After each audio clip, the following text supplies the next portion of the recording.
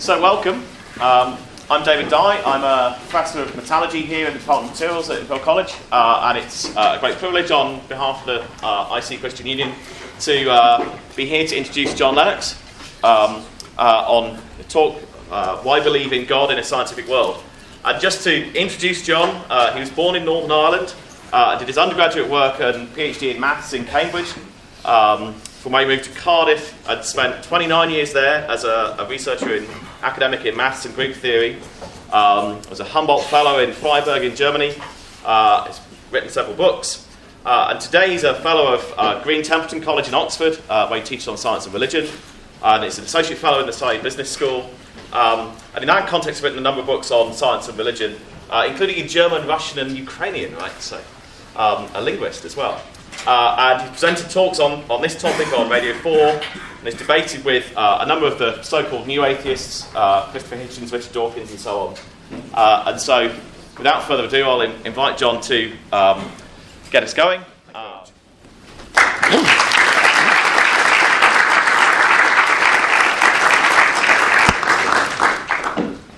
Well, thank you for your invitation. It's a delight to be in this extremely famous university and to see so many of you, many of whom I gather would be scientists.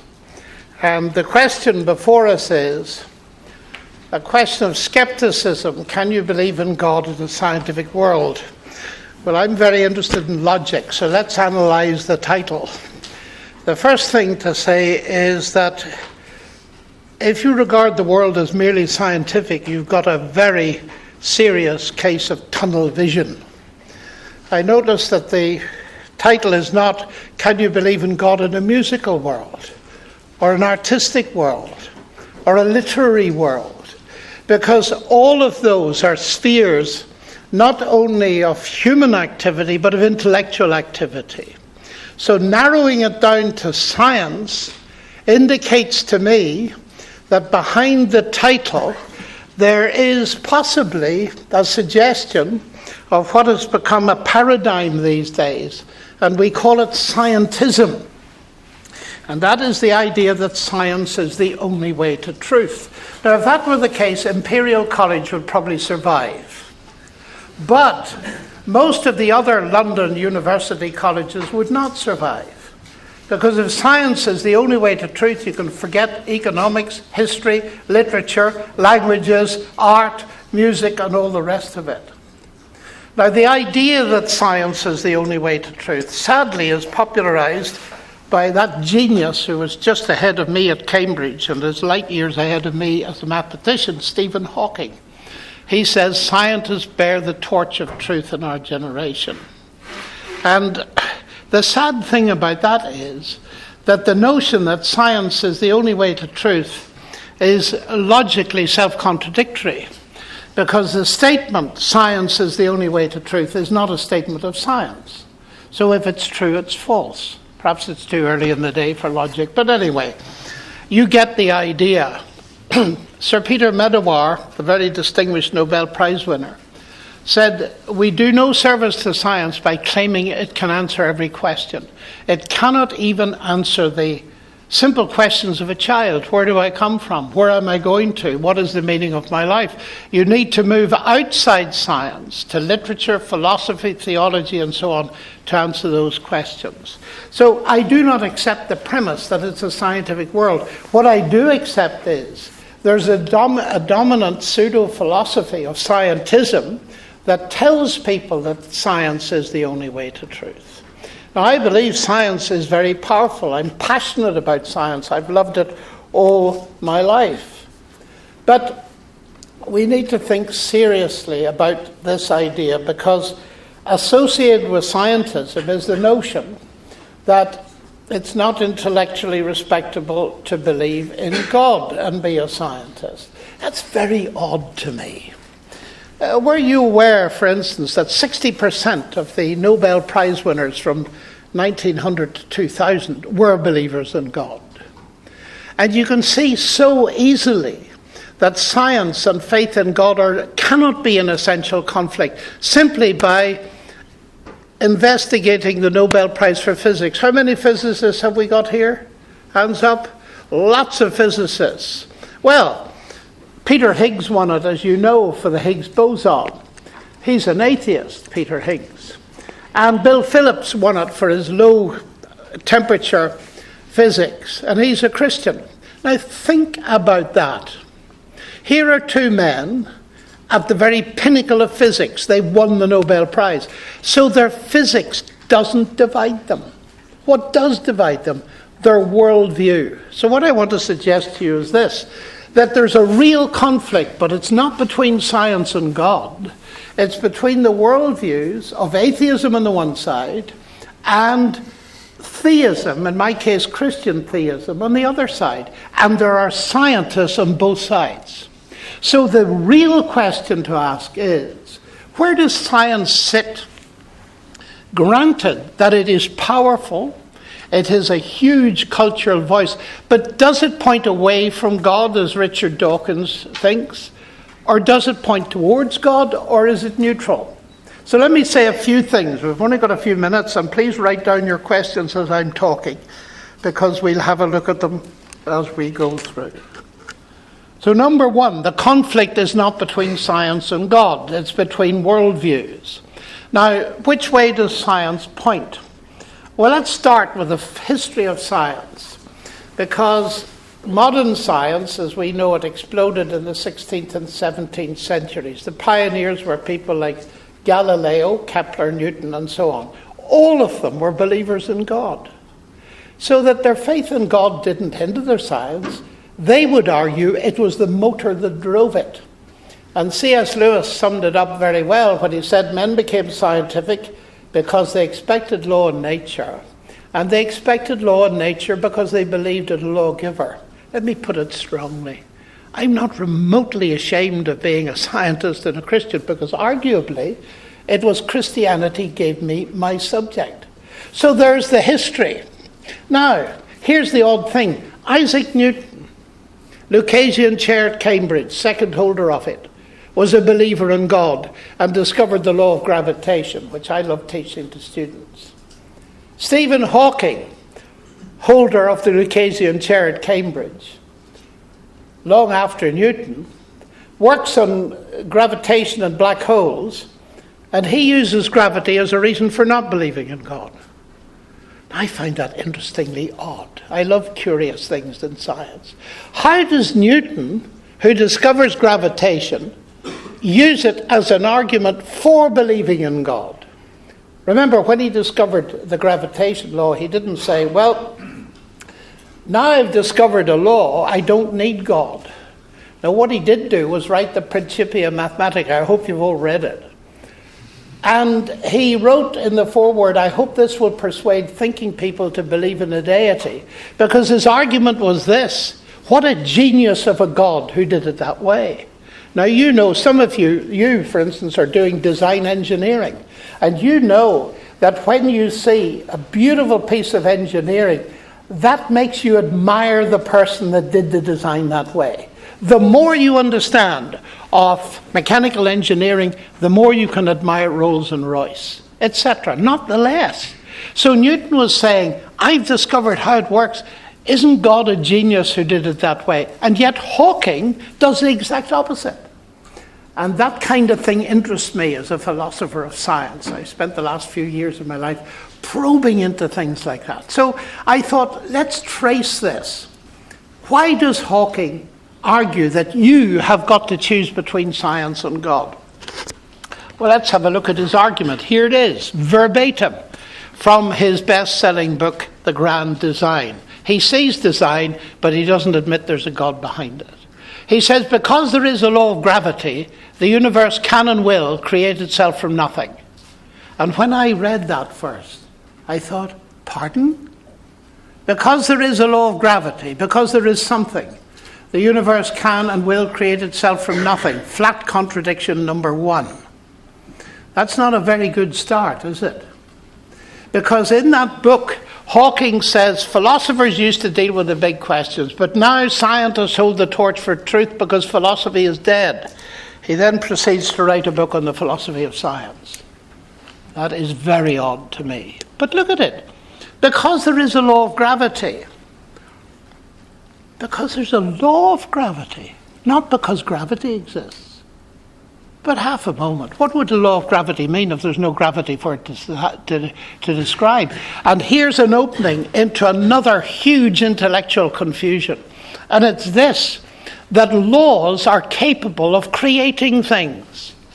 I remember having a little conversation with Peter Atkins, a physical chemist whose books are filling your bookshops. Said, Peter, what created the universe? He said mathematics. And I am afraid, I confess to being rather rude, I burst out laughing. He said, why are you laughing? Well, I said, Peter, I am a mathematician. That must be the silliest thing I've ever heard for a long time. He said, why? I said, tell me, let me put it simply. 1 + 1 = 2. Did that ever put £2 in your pocket? Well, of course not. You see, there is a confusion in society that clever laws can create things. It caused the financial crash, by the way. People thought doing clever things with mathematics in the financial world would create money. I suppose I might call it creative accounting. But actually it produced nothing. And that's a serious mistake. Laws describe what normally happens. They create nothing, they move nothing. Newton's laws of motion never moved a billiard ball in the history of the universe. You can with a cue, but the laws don't move it for you. You move it and they will describe it. So that's the second confusion. Third confusion. The universe can and will create itself from nothing. Well, the universe can and will create itself. Suppose I say to you, X creates Y. What does that mean? Well, roughly speaking, if you've got X, you'll get Y. X creates X. If you've got X, you'll get X. And what does that mean? It means, I'm afraid, that nonsense remains nonsense, even if high-powered scientists write it. It is absolutely absurd. Now, I'm not going to give you a lecture now on creation from nothing. I love giving lectures on nothing, but there isn't any time to give you a lecture on nothing. But let me just point out to you how absurd this gets. This is Lawrence Krauss, astrophysicist, whom I've debated a couple of times. In his book, A Universe from Nothing, he says very early on, because something is physical, nothing must be physical, especially if you define it as absence of something. Pardon? If a 13-year-old wrote that, we wonder about their intellectual capacity.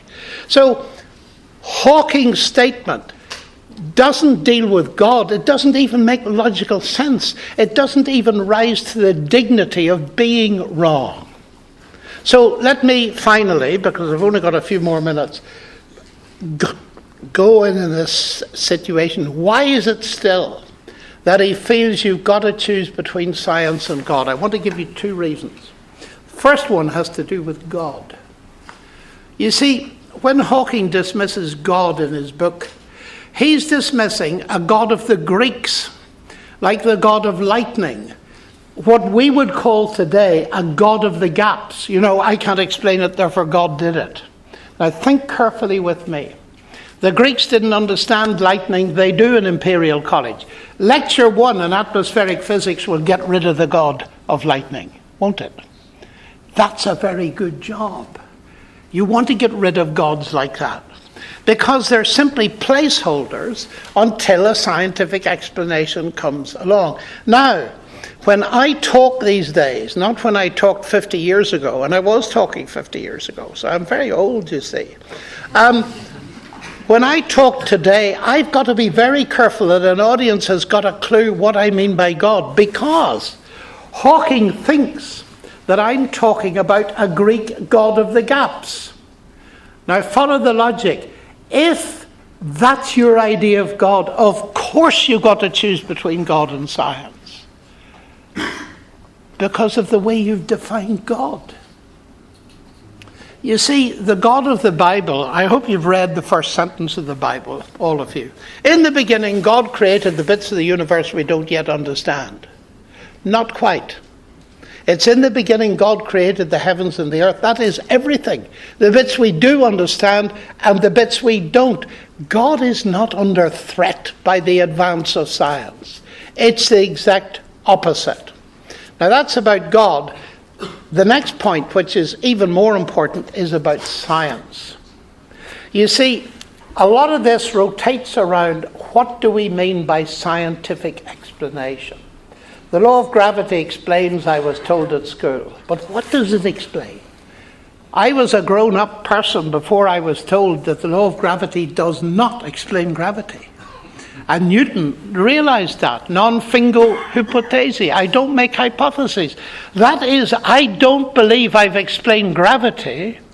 What I've got is a law that describes the interaction between heavy bodies and is brilliantly geared to making calculations. But Newton didn't know what gravity was, and nobody today knows what it is, according to Richard Feynman, the Nobel Prize winner. Even within science, having a law that explains means it explains something, but not everything. Point number 2 in this direction. Why is the water boiling? Well, because heat energy from the kettle is being conducted through the copper base, and from the Bunsen flame is being conducted through the base of the kettle, and it's agitating the molecules of water. That's why it's boiling, is it? Well, actually, it's boiling because I'd love a cup of coffee. But you say, don't be so stupid. But just a moment. The scientific view is that the scientific explanation of the boiling water is the only valid one. You know that's nonsense. Another valid explanation is I want a cup of coffee. It's proceeding from my volition and my desire as a human agent. Now, isn't it obvious that the human explanation in terms of agency doesn't compete with or conflict with the scientific explanation? You need both for a comprehensive explanation of the phenomenon that you see. And by the way, which is more important? People have been enjoying tea and coffee for thousands of years before they knew anything about heat equations. And it's that simple point, I believe, that leads so many people to reject God for a very foolish intellectual reason. They think that the how questions, which science rejoices in, are the only kind of questions you can ask. Let me put it this way for you. God no more competes with science as an explanation for the universe than Henry Ford competes with the law of internal combustion as an explanation for the motor car engine. Now, I could go on and on. The main thing I would say next would have to do with the nature of information and bring us right up into the 21st century. But I leave that for the questions. I've spoken as long as I was asked to, so I'm going to stop. Thank you very much.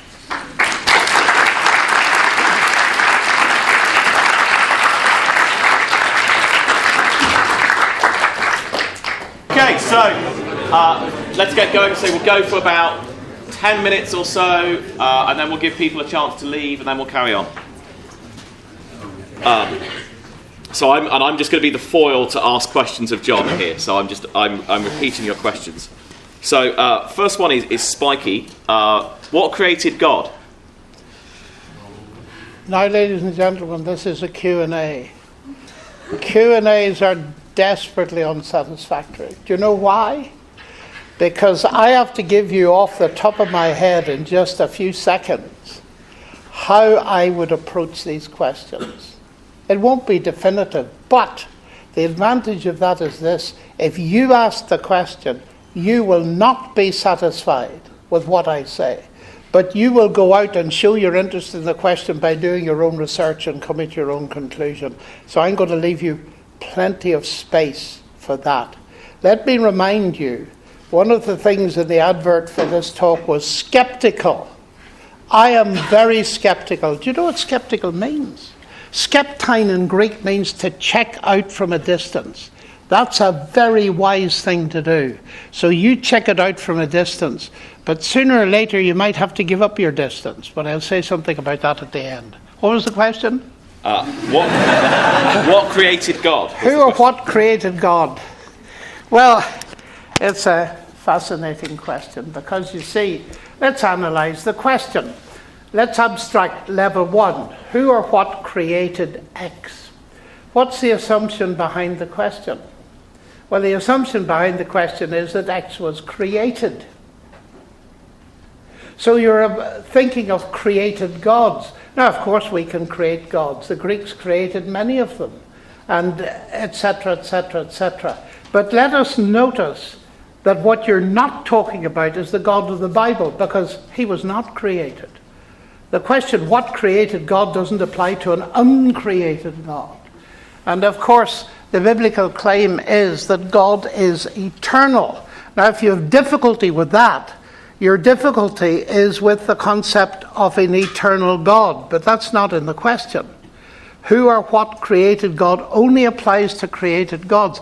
You might notice, by the way, that Dawkins' book, The God Delusion, was not called The Created Gods Delusion, because you don't need him or anybody else to tell you that created gods are a delusion, and we're best rid of them. What the question does not deal with is the existence of an eternal creator.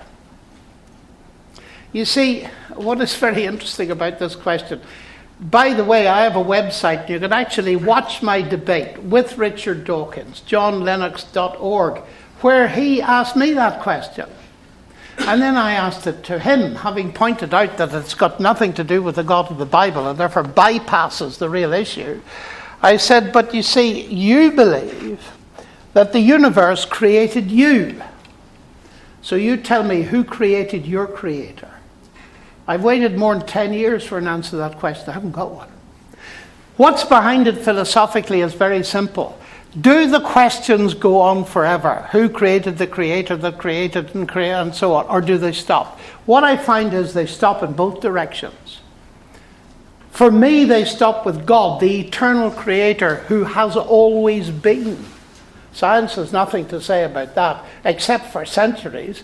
Most scientists believe the universe had always been, and they didn't raise a cheep about the eternity of the universe until the Standard Model came along.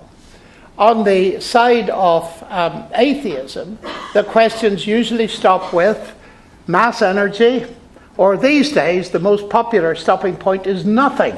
As I pointed out, the universe is created from nothing. And I am immensely skeptical about that. And I've written about it, by the way, in a little book called God and Stephen Hawking. Thank you. So, another question is, why do we need God when we have the Anthropic Principle? That is, if we can explain the world without God, shouldn't we stop believing in him by Occam's razor? Oh, wow. So 3 things. God, the Anthropic Principle, and Occam's razor. First of all, the Anthropic Principle doesn't stand, peace be to Dawkins, who doesn't understand the Anthropic Principle. It doesn't stand in opposition to God. The Anthropic Principle creates the question and doesn't answer why we live in a universe like we do. Just postulating an infinite ensemble of universes does answer the question why this one is as it is. And as many philosophers have pointed out, it's silly to say the Anthropic Principle explains the universe. It does no such thing. And it certainly doesn't get rid of God. Now, the interesting thing is, if you bring Occam's razor in, then I will use it very heavily to get rid of the ensemble of universes. Because, as I think it was my teacher of quantum mechanics, Sir John Polkinghorne, you may have heard of him at Cambridge, said, here we have 2 explanations. One, an infinite ensemble of universes, and we have no access to any of them except this one, or a single God. Occam's razor would get rid of the infinite ensemble very rapidly. So your Occam's razor gets rid of part of your comment. And I have a couple of questions in a row here, which are all related, I think. So, why would a scientist choose something so uncertain and doubtful as religious evidence? Isn't it preferable to stay open instead of coming to some final answer? Related question, what is your view of the most effective proof for the existence of God? And related question, maybe 3, you sound very abstract. How does Jesus come into play here? Can we start with the first one again? Yeah. Remind me of it. I know you've all remembered it. Why would a scientist choose something so uncertain and doubtful as religious evidence? Well, Isn't it preferable to stay open? I love questions, Just think of the assumptions behind the question. Something as uncertain and doubtful as religious evidence. Do you know what that tells me? That the person asking it, forgive me, hasn't read much. Because the evidence, as I shall come to it in a moment, the evidence for the central things around which I base my life is not uncertain and doubtful. Now, one of the first things, let me give you the simplest example coming out of the science side. The universe has a beginning. That was only believed since the 60s by science. The Bible has been stating it for thousands of years. Curiously enough, the Bible got it right, where the thinkers didn't get it, and it was only accepted against a massive amount of very powerful evidence from the expansion of the universe, the microwave background, and the recession of the galaxies, because people didn't want it to be true. Hawking's very honest about this, because once you postulate a beginning to space-time, you're getting dangerously near asking the question, what caused the beginning? And therefore you get into the realm of creator.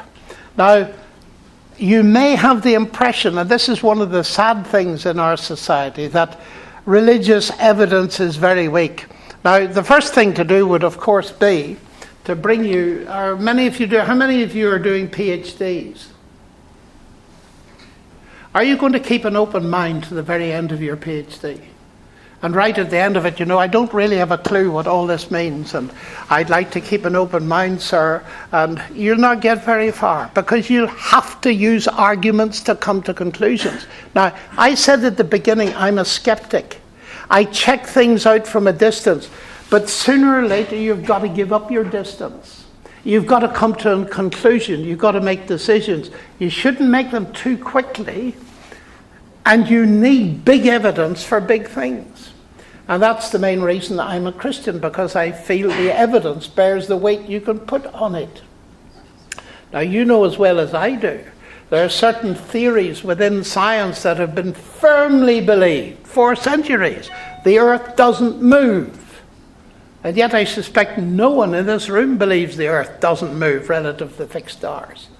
But they did believe it for years. They closed their mind on it, and then they suddenly discovered they had to open it again.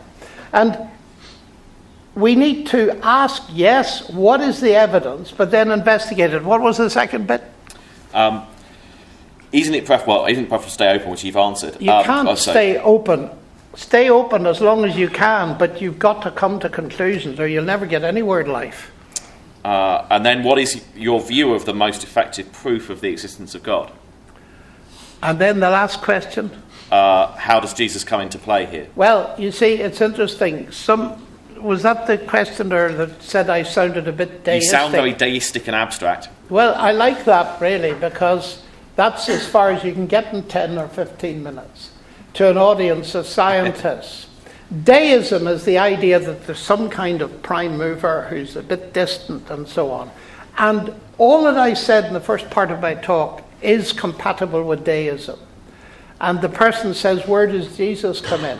Well, at many levels for me, but as the prime evidence for the nature and existence of God. What is God actually like? You see, if I had been able to continue the lecture, and you can see it online because I've given many lectures at the major universities in the world on these topics, I would want to argue that one of the most powerful evidences for the existence of a mind behind the universe is the DNA molecule.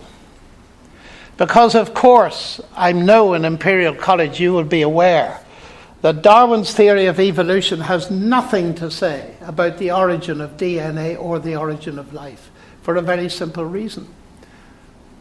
In order to get evolution going, you must have life to start with, so you can't use it to explain life. So we want to get rid of that smokescreen. And it seems to me that the existence of information which in every single one of life's experiences is attached to mind. The law-likeness of the universe is the first evidence of a powerful mind. But the mathematical describability of the universe is the next one. It's the same thing, really, put another way. But the third thing for me, and perhaps the most powerful, is 3.5 billion letters in the exactly right chemical order. You don't get that from nothing, and you don't get it created from natural forces. Now, I can't go into my arguments on this, but it means that there's a code in each of the 10 trillion cells in your body. Those point to a code giver.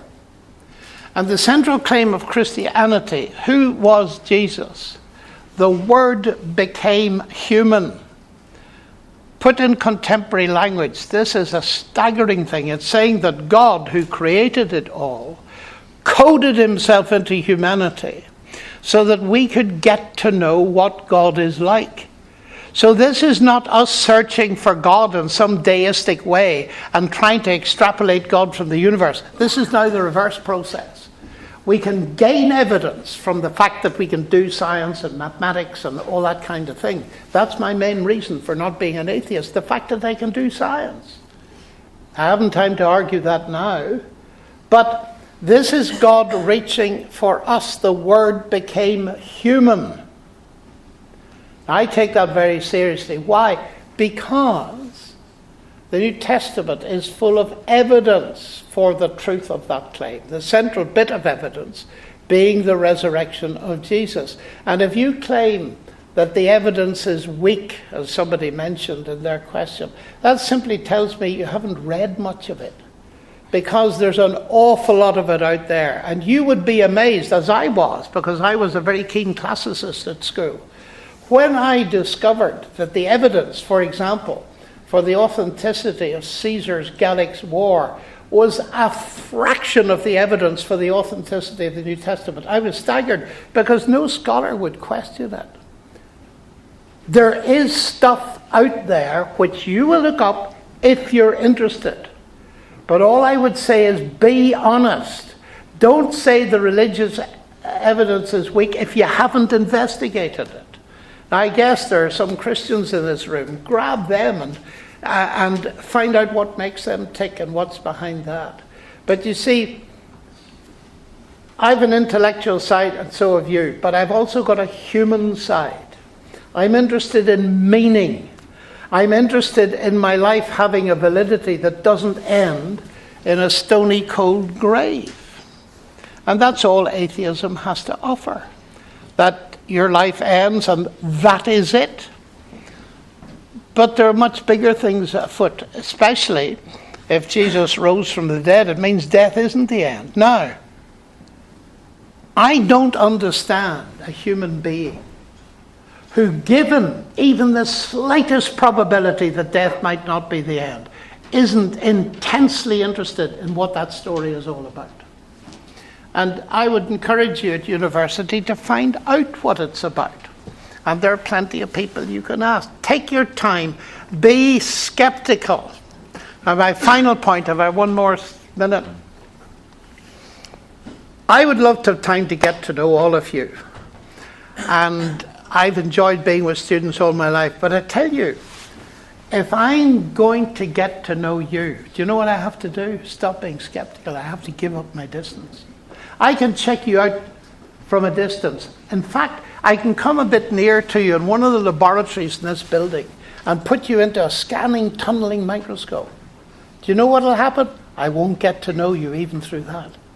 The only way I will get to know you is if you reveal yourself to me. In other words, you start talking to me. Then I can get to know you, and you can get to know me. And it's exactly the same thing with God, because God is not a force, peace be to Star Wars. God is a person. And when we relate to persons, there's no depth in the relationship until you begin to give up your distance. Now, you need to be careful of that, because you can give up your distance too quickly and be conned. But you can cease to give up your distance at all and never have a meaningful relationship. And this is, for me, the center of the whole business. The scientific evidence is important. I love the science and the mathematics and everything else. But God is a person. And so what makes me tick, and has done for 70 years nearly, is that I can get to know God as a person through Christ because he's alive. Now that might sound utter rubbish to you, but if God has revealed himself and spoken to us, if he created us, that's not very surprising. But you have to start giving up a bit of distance as you feel comfortable in order to get to know another person and in order to get to know God. Thank you. So the next one is, if there is intelligent design, why does that mean Christianity is valid? I don't really know what the mind of the questioner is there. Nor do I, because I would sympathize with the questioner. What is intelligent design?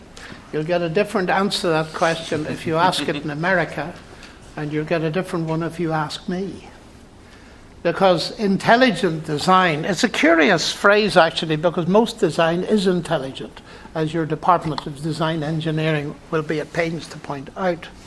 But the basic idea behind that concept is simply that there is an intelligence behind the universe. That's a very old idea, and it's a thoroughly biblical idea. The Bible spells it out more. The trouble is the words intelligent design have come to mean, especially in the USA, a crypto-creationism, a young earth view and all this kind of thing.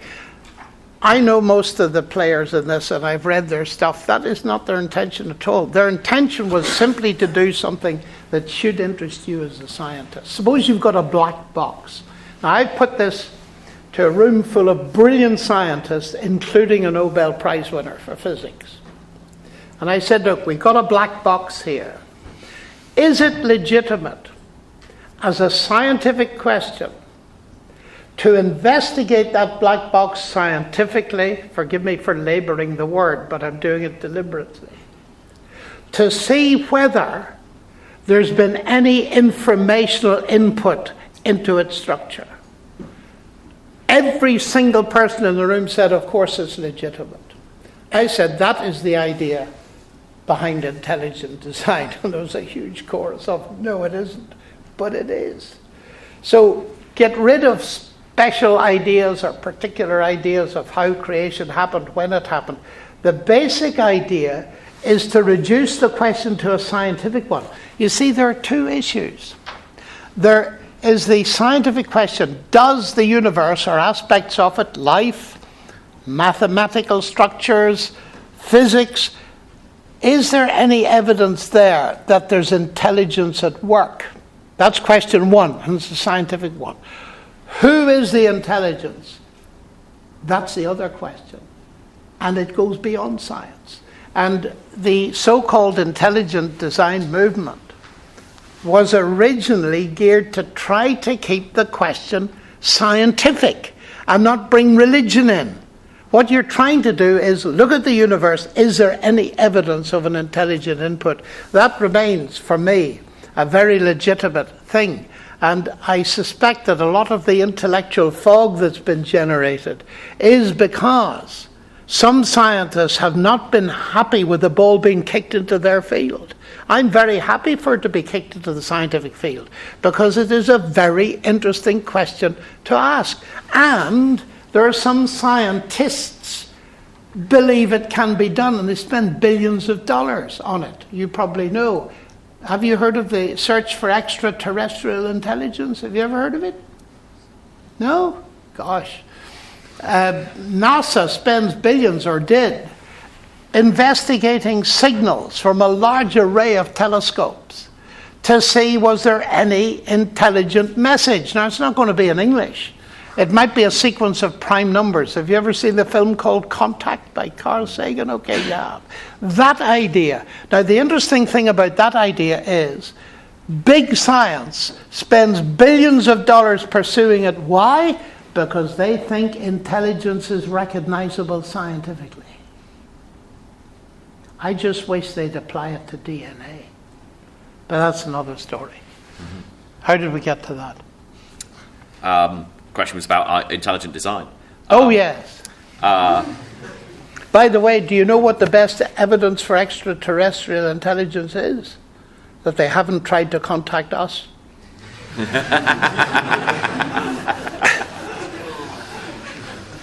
Sorry, that was just a freebie for you. So the other one is the question of miracles. Do you believe in miracles as a scientist? And if you do, how do you account for them in your lab experiments? Which is, I mean, to ask a mathematician and a philosopher is probably unfair. No, it's very fair. Totally fair. Well, it's so interesting, you see. Because when you're asked about miracles, people immediately think of the resurrection of Jesus, turning water into wine, all those kinds of things. Now, I do actually believe them as a scientist. But interestingly enough, you don't have to start there. Because human rationality cannot be explained by naturalistic processes. That is beginning to be realized, not only by Christian philosophers, but by atheist philosophers. You see, here you are in this room, bright students. What do you do your science with? You do it with your minds or your brains, if you're a monist. But what about that thing that's doing the science? The standard explanation of the human brain is that it's the end product of a mindless, unguided process. Oh, is it really? If you knew that the machines and equipment that you use in your lab were the end product of a mindless, unguided process, would you use any of them? I have asked many leading scientists that question, and I've never had the answer yes. Never once. I said, but you trust your brain. Why? If you believe it's the end product of a mindless, unguided process, why on earth do you trust it? You wouldn't trust anything. So your explanation may be wrong. And you see, some leading philosophers, and Thomas Nagel, check him out on the internet to see what a storm he's caused with the so-called new atheists. He says there's something seriously wrong with naturalistic philosophy, because once you apply it to thinking, you run into trouble. C.S. Lewis saw this in 1940, and I picked it up not in 1940. I'm not that old. But I did pick it up. You see, what he said was very shrewd. We've done brilliant science by thinking, but what we haven't done is think about thinking. Because any theory that invalidates thinking cannot be true, because you reach it by thinking. So here's the naturalistic theory that your mind is simply an epiphenomenon of your brain, and your brain is the end product of a mindless, unguided process. That collapses any hope of rationality into chaos. So let me come back to what I was saying earlier. My main reason for not being an atheist is not because I'm a Christian, it's because I'm a mathematician. And because I believe that the human mind is to a large extent reliable and can lead to good results. I therefore cannot believe a naturalistic theory that cuts the carpet from under my feet. So, if human rationality is not natural, it is supernatural. So there's your first evidence of miracle. You have it in here. Now, do I believe in the kind of miracle as recorded in the New Testament? Yes, I don't believe in every claim to miracles. I'm a skeptic. But you see, the way the question's asked is, how can you do it as a scientist? But half a minute. First of all, what does science study? What normally happens? Now, how could science deal with resurrections? Well, every one of you could go out into the Highgate Cemetery and sit by the graves for 24 hours with a notebook and see how many resurrections you recorded. 0. You could do that for 2 or 3 months. But you couldn't do it for all the graves and all the cemeteries in the universe. All you could say is statistically it is extremely improbable. That's what science could say. But if there's a God that created the universe and invented life, what you cannot say as a scientist is that it cannot happen. You can say it's improbable. Now, you see, here's where the confusion comes. Suppose I'm staying in a hotel in London tonight, and I put £100 in my drawer by my bed. And I put £100 in there tomorrow night, and the third night I'm about to go, I take out the money and I find 50 quid in the drawer. What do I conclude? Do I conclude that the laws of arithmetic have been broken, or the laws of England? Think about it. What do I conclude?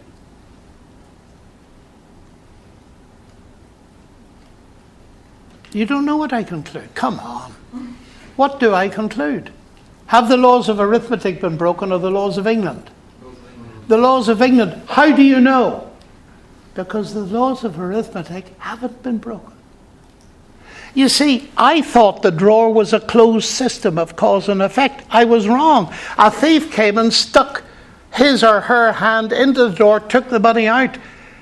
The laws of arithmetic weren't broken. It's those very laws that tell me that it wasn't a closed system of cause and effect. Think about that. You see, miracles don't break the laws of nature at all.